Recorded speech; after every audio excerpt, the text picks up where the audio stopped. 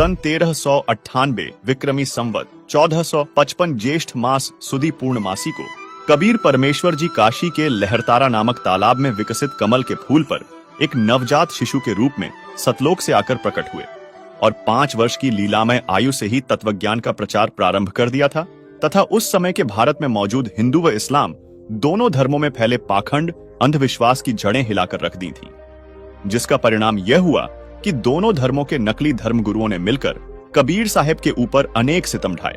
उन्हें गर्म तेल में जलाकर मारना चाहा, गंगा नदी में डुबोना चाहा, तोप गोलों से मारना चाहा, खूनी हाथी से मरवाना चाहा। लेकिन परमात्मा तो परमात्मा होता है, उसे कौन मार सकता है? इन नकली धर्म गुरुओं के जुल्मों से डरकर वह परमात्मा पीछे कैसे हट सकता है? इसके अलावा कबीर परमेश्वर ने अनेक चमत्कार किए।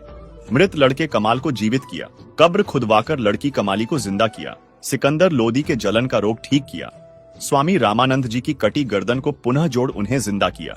कबीर साहेब ने ऐसे ऐसे अनेक चमत्कार किए और अंत समय में कबीर साहेब मगहर से हजारों लाखों लोगों के सामने से माघ महीने की शुक्ल पक्ष तिथि एकादशी विक्रमी संवत 1575 सन 1518 को सशरीर सतलोक गए, जिसका प्रमाण आज भी मगहर वर्तमान जिला संत कबीर नगर में विद्यमान है।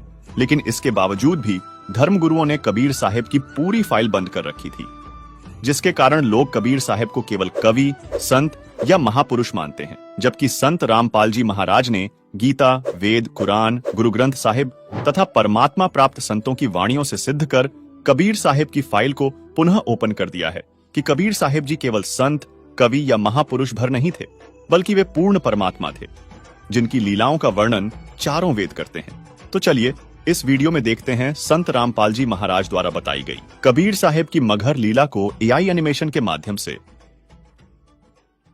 यह बात उस समय की है जब यह कहा जाता था कि मगहर में मरने वाला नरक में जाता है और अगले जन्म में उसे गधे के रूप में जन्म लेना पड़ता है।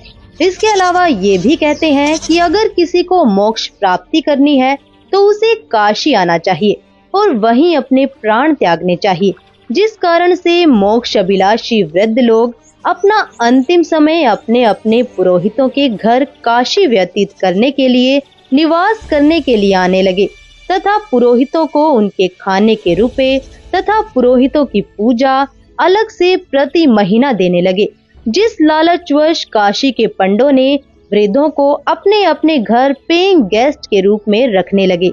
एक एक पुरोहित के घर 10-10 वृद्ध हो गए, कोई रोगी तो कोई अन्य परेशानी से ग्रस्त होने लगे। उन लालची पंडों ने मीटिंग करके षड्यंत्र के तहत वृद्धों को मारने के लिए गंगा दरिया के किनारे एक करोत यानी आरा लगाया। भ्रम फैलाया गया कि जो शीघ्र स्वर्ग जाना चाहता है तो इतने रुपए पूजा, जो उस समय की अधिकतम राशि थी, जमा कराओ। श्रद्धालु वृद्धावस्था के दुख से छुटकारा पाने के लिए तथा स्वर्ग जाने की भावना से वह महंगी फीस भी देने लगे। उन पंडों ने आदमियों का आरे से गर्दन काटने का पाप सिर पर ले लिया। पंडों के षड्यंत्र पर विश्वास करके वृद्ध अपने बेटों से काशी में प्राण त्यागने के लिए आग्रह करने लगे। लेकिन पिताजी, अभी आपकी और माँ की आयु ही क्या है? अभी तो आपको अपने पोतों का ब्याह देखना है, उनकी संतानों को अपनी गोद में खिलाना है। देख बेटा, जिंदगी जीने का लालच तो कभी खत्म नहीं होता, और वैसे भी अपने जीवन में हमने अपनी सारी जिम्मेदारियों को पूरा कर लिया। अब जब भगवान के पास जाना ही है तो देर क्यों करना? हमें काशी में पवित्र करौत लेने में स्वर्ग की प्राप्ति होगी। लेकिन पिताजी, काशी में लगे उस करौत के नीचे आकर मरना तो आत्मदाह हुआ ना? अगर उस आत्मदाह से ईश्वर मिलते हो तो क्यों ना आत्मदाह किया जाए? और वैसे भी यहाँ मगहर में मरने से तो हमें मोक्ष मिलेगा नहीं। अगर हम यहाँ मरे तो अगले जन्म में हमें गधे के रूप में जन्म लेना पड़ेगा। क्या तू चाहता है कि तेरे माता पिता का अगला जन्म गधे के रूप में हो? जितने जल्दी हम काशी जाकर करौत के नीचे मरेंगे उतनी जल्दी ही मोक्ष मिलेगा। लेकिन पिताजी, बस बेटा, तू हमारे साथ काशी चलकर वहाँ हमारी करौत के नीचे आकर प्राण त्यागने की व्यवस्था कर दे। रामशंकर अपने माता पिताजी के साथ काशी के घाट पर पहुंचते हैं। वह उस घाट पर भी पहुँचे जहाँ करौंत लगा हुआ है। करौंत से थोड़ी दूरी पर ही खड़े होकर वह सभी देखते हैं कि गंगा नदी के किनारे करौंत वाली जगह है। उसका हैंडल करौंत से थोड़ी दूरी पर एक मंदिर के पास है जो गुप्त है। ब्राह्मण, मुझे भी मोक्ष को प्राप्त करना है। ये काशी है और यहाँ मरने वाला हर व्यक्ति मोक्ष के लिए ही आता है।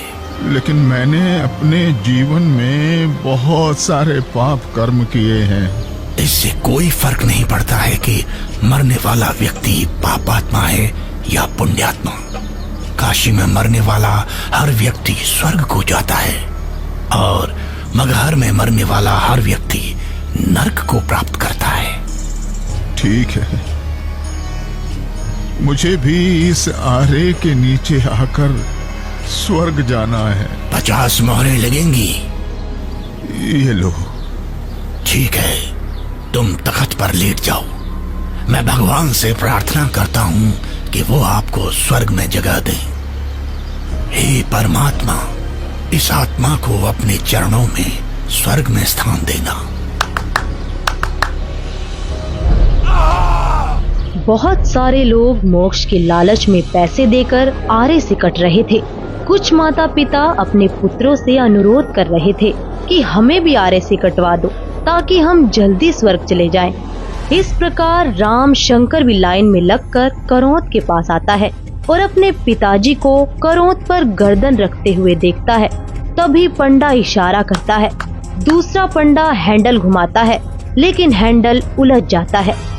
थोड़ी देर बाद पंडा कहता है कि अभी भगवान ने आपकी कुर्बानी स्वीकार नहीं की है, कुछ दिन बाद फिर से आना। तभी हैंडल घुमाने वाला पंडा करौंत को ठीक करके इशारा करता है कि अब करौंत ठीक है, अगले का नंबर लगाओ। इस तरह फिर उनकी माता का नंबर आता है। उनकी गर्दन कट जाती है।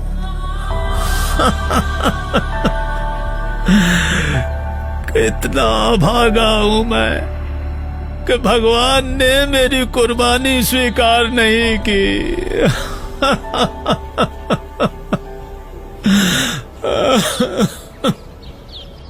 कबीर परमेश्वर जी इस भ्रम को दूर करना चाहते थे कि सच्चा भक्त किसी भी स्थान पर प्राण त्यागे वह उद्देशित लोक को ही प्राप्त होता है।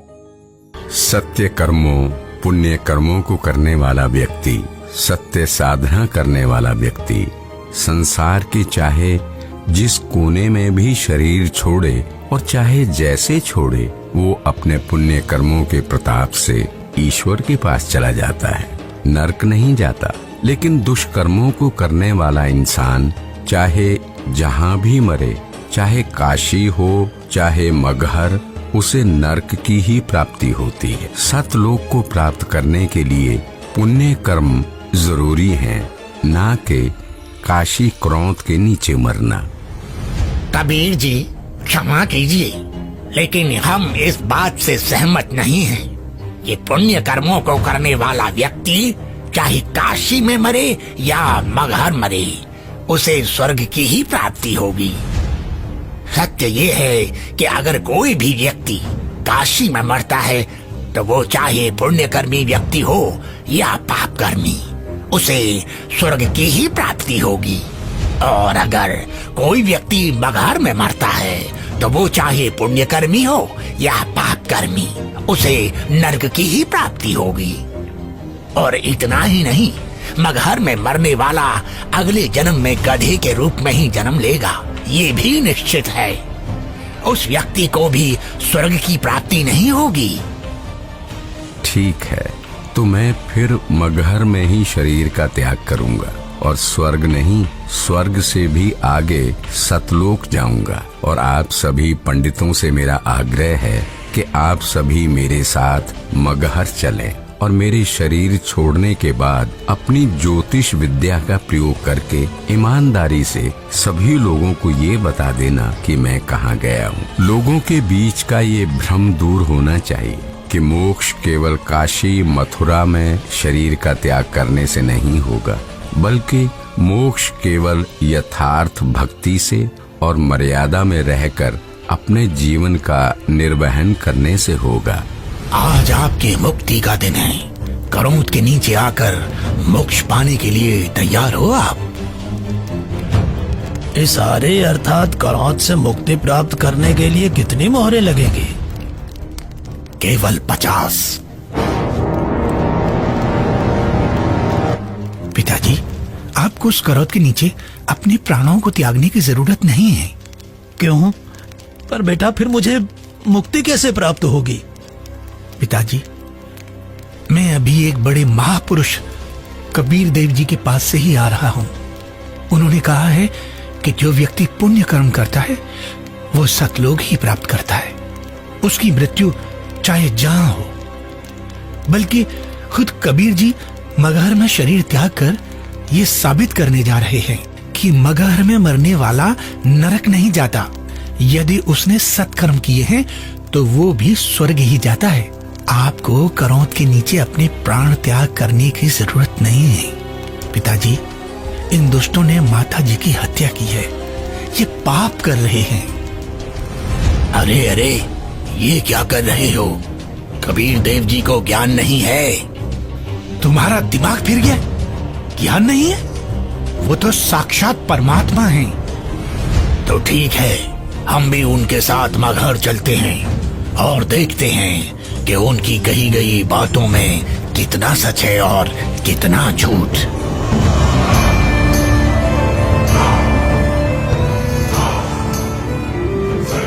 वीर देव सिंह बघेल जी की जय। महाराज, हमें ज्ञात हुआ है कि कबीर देव जी अपने शरीर का त्याग करने के लिए मगहर जा रहे हैं। लेकिन हमने सुना है कि मगहर में जो भी अपने शरीर का त्याग करता है उसे कभी स्वर्ग की प्राप्ति नहीं होती है। कबीर देव जी तो साक्षात परमेश्वर है और वो शरीर का त्याग चाहे जहां करें। ये मगहर में प्राणों को त्यागने की लीला वो इसलिए कर रहे हैं जिससे जनमानस को ये संदेश दिया जा सके कि आपको स्वर्ग की प्राप्ति होगी या नहीं, ये आपके पुण्य कर्मों पर निर्भर करता है, न कि मरण के स्थान पर। हमें कबीर देव जी के साथ जाना चाहिए। हाँ, हमें सिर्फ जाना ही नहीं है, अपितु कबीर देव जी के शरीर त्याग देने के बाद हमें उनके शरीर की रक्षा भी करनी है, जिससे उनका हिंदू धर्म विधि से अंतिम संस्कार किया जा सके। क्योंकि अगर हमने उनके शरीर की रक्षा नहीं की तो वो मुस्लिम उनके पार्थिव शरीर पर कब्जा करके उन्हें दफना देंगे। परमात्मा कबीर देव जी केवल हम हिंदुओं के भगवान हैं, उन मलेच्छ मुस्लिमों के नहीं। इसलिए हम आपको आदेश देते हैं, तुरंत ही सेना को हमारे साथ चलने को तैयार किया जाए। कबीर देव जी मगहर के लिए प्रस्थान करते हैं। वो नदी के किनारे से होकर गुजरते हैं, जंगल से गुजरते हैं। दिखता है कि उनके पीछे काफी सारे भक्त भी जा रहे हैं। कबीर प्रभु के साथ हिंदू और मुसलमान दोनों धर्मों को मानने वाले भक्त हैं। काशी के करोत का समर्थन करने वाले पंडे हैं, विद्वान पंडित जिनके साथ सालिग्राम भगवान की मूर्ति है, और बड़े बड़े टीका चंदन लगाने वाले पंडित जिनके साथ काफी सारी पुस्तकें हैं, वह भी कबीर प्रभु के साथ हैं। रामशंकर और उसके पिता भी कबीर प्रभु के साथ हैं तथा उनके पीछे वीर देव सिंह की सेना भी आ जाती है। वीर देव सिंह कबीर देव जी को प्रणाम करते हैं।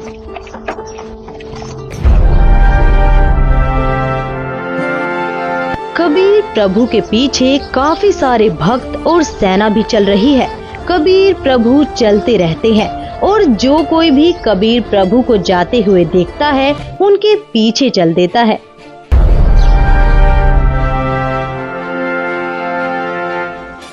सलाम वालेकुम नवाब बिजली खान पठान साहब। वालेकुम अस्सलाम। कहिए, क्या खबर है? जी नवाब साहब, हमें पता चला है कि खुदा के रूप हमारे पीर कबीर जी महाराज मगहर आ रहे हैं और सुना है कि वो यहाँ अपनी रूह को अपने जिस्म से आजाद करके सतलोक को रवाना हो जाएंगे। क्या? फिर तो हमें इसी पल कबीर जी के पास पहुंचना होगा और कबीर जी की रूह के इस दुनिया से जाने के बाद उनके जिस्म को अपने कब्जे में लेकर इस्लाम के रिवाजों से उनके शरीर को धरती में दफन करना चाहिए। और इस बात का भी ख्याल रखना चाहिए कि उनका जिस्म काफिर हिंदुओं के हाथ न लगे। जी नवाब साहब, ऐसा ही होना चाहिए। सेना को हमारे साथ कबीर जी के पास चलने के लिए फौरन तैयार किया जाए, लेकिन कबीर जी को इस बात की अभी भनक ना लगे।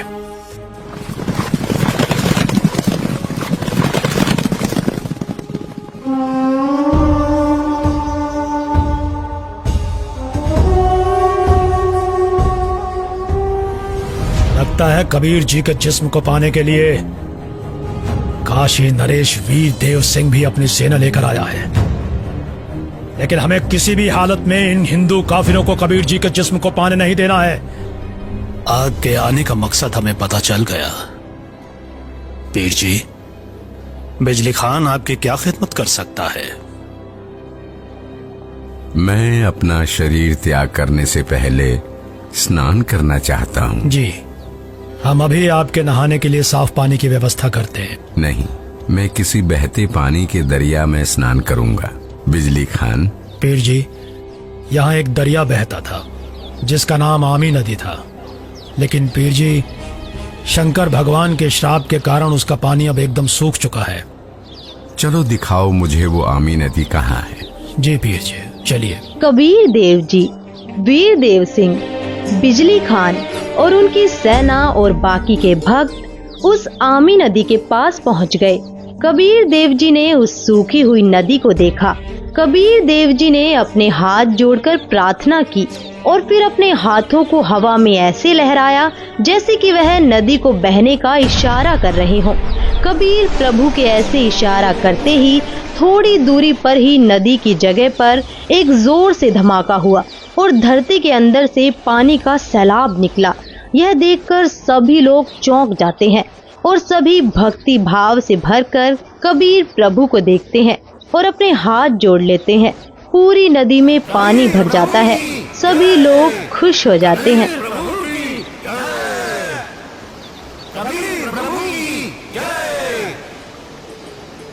आदेश दें प्रभु। हुक्म दे मालिक।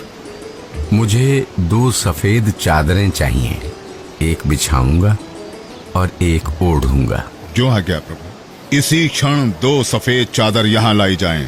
कोई और आदेश दें प्रभु। बिजली खान, तुम सेना किस लिए लाए हो?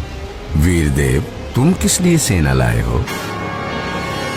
प्रभु जी, हम आपके शरीर को इतना मलिच्छ मुसलमानों के हाथ नहीं लगने देंगे।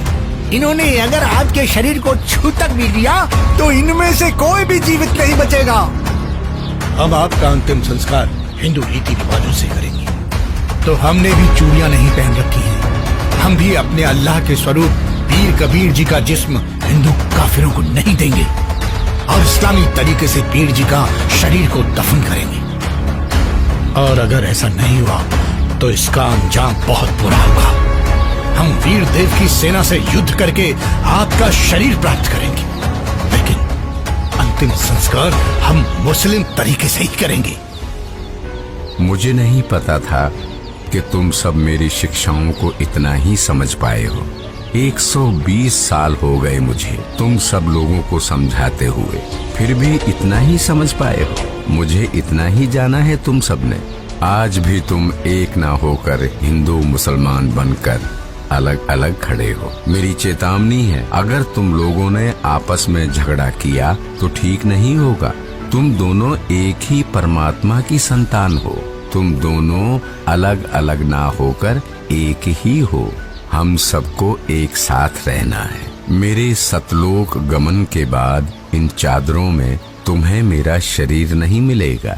एक चादर तुम हिंदू ले लेना और एक चादर तुम मुसलमान, और इन चादरों में जो भी चीज मिले उसे आपस में आधा आधा बांट लेना। आपस में लड़ाई नहीं करना, नहीं तो गृह युद्ध छिड़ जाएगा। मेरे जाने के बाद आपस में झगड़ना मत, ये मेरा आदेश भी है और विनती भी। कबीर प्रभु का शरीर मैं किसी को नहीं दूंगा।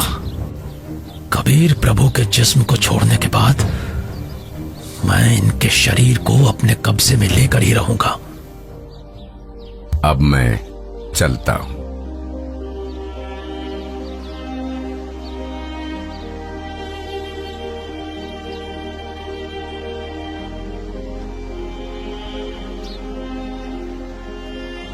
देखो ब्राह्मणों, मैं जा रहा हूँ सतलोक, इस पृथ्वी से और तुम्हारे स्वर्ग से शंखों कोस दूर।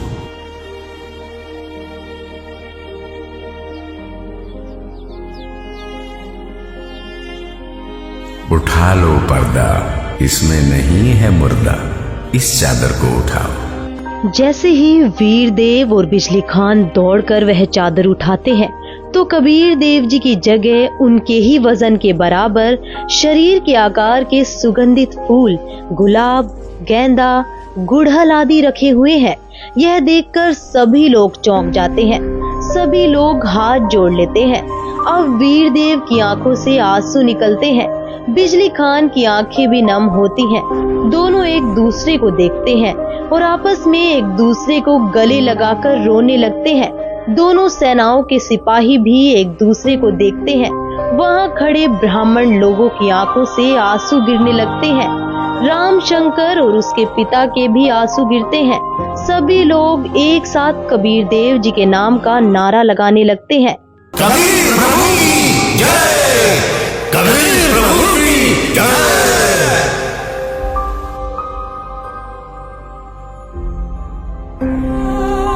कबीर प्रभु, हमको माफ करना, हमने आपको पहचाना नहीं। आप तो खुद अल्लाह ही थे। बहुत बड़ी गलती हो गई हमसे, हमने भगवान को नहीं पहचाना। कबीर प्रभु की बात हमने नहीं मानी। अब हम सब एक होकर रहेंगे और उनकी कही सारी बातें मानेंगे। या अल्लाह, माफ कर हमें। भगवान माफ करो हमें। कबीर भगवान हमें माफ करो। भगवान हमें माफ करो। फिर हिंदू और मुसलमानों ने आपस में वह फूल बांट लिए और मगहर में ही कबीर प्रभु की याद में दो अलग अलग स्थानों का निर्माण किया और फिर उन्हीं में से कुछ फूल लाकर वीर देव सिंह ने काशी में चौरा का भी कबीर प्रभु जी के स्थान का निर्माण किया। उसे कबीर चौरा के नाम से जाना जाता है। वहाँ पर कबीर पंथ का बहुत बड़ा आश्रम बना है। कबीर प्रभु जी ही सच्चे और पूर्ण परमात्मा है, जिन्होंने हम सबको रंग भेद, जाति धर्म भेद आदि के आधार पर ना बांटकर एकजुट रहना सिखाया। परमात्मा एक विशेष जाति या समूह का नहीं होता। परमात्मा तो सबका एक है, जिसका नाम कबीर देव है। 507 साल गुजर जाने के बाद भी आज लोग उस महापुरुष की बात करते हैं, पर असल में वे कौन थे ये तो सिर्फ वही जानता है जिसने उनके अनमोल ज्ञान को समझा। इतने साल गुजर गए, परंतु इस सच्ची घटना की दास्तां आज भी लोगों के दिलों में जिंदा है और परमात्मा का अपने बच्चों को एक करने और काल के जाल से निकालने का संघर्ष आज भी जारी है। दर्शकों, सन 1398 से 1518 यानी कबीर साहिब कलयुग में 120 वर्ष रहकर सशरीर सतलोक गए और वे समय समय पर अन्य रूप धारण करके भी तत्वज्ञान देने के लिए आते रहते हैं। कबीर सागर के बोध सागर खंड अध्याय कबीर बाणी पृष्ठ 136 से 137 में कबीर साहिब ने स्वयं धर्मदास जी से कहा था कि 12वें पंथ यानी गरीबदास जी के पंथ में मैं स्वयं आऊंगा और सभी पंथों को समाप्त कर एक यथार्थ कबीर पंथ चलाऊंगा। और धर्मदास, जो यह बात मैं आज कह रहा हूँ, जब कलयुग के 5505 वर्ष बीत जाएंगे तब मेरी यह बात सत्य होगी। दर्शकों, कलयुग के 5505 वर्ष सन 1997 में बीत चुके हैं और कबीर परमात्मा स्वयं संत रामपाल जी महाराज के रूप में आज हमारे बीच विद्यमान हैं, जो धर्म ग्रंथों का गुप्त रहस्य उजागर कर सभी धर्मों व पंथों के पाखंडों को उजागर कर दिया है। अब वह दिन दूर नहीं है जब ये सभी पंथ समाप्त होकर एक हो जाएंगे और एक कबीर परमात्मा की यथार्थ भक्ति संत रामपाल जी महाराज से प्राप्त करके करेंगे। अतः आप सभी से निवेदन है कि बिना समय जाया किए संत रामपाल जी महाराज की शरण ग्रहण करके अपने अनमोल मानव जीवन का कल्याण करवाएं तथा संत रामपाल जी महाराज के मंगल प्रवचनों को सुनने के लिए प्रतिदिन देखिए संत रामपाल जी महाराज यूट्यूब चैनल।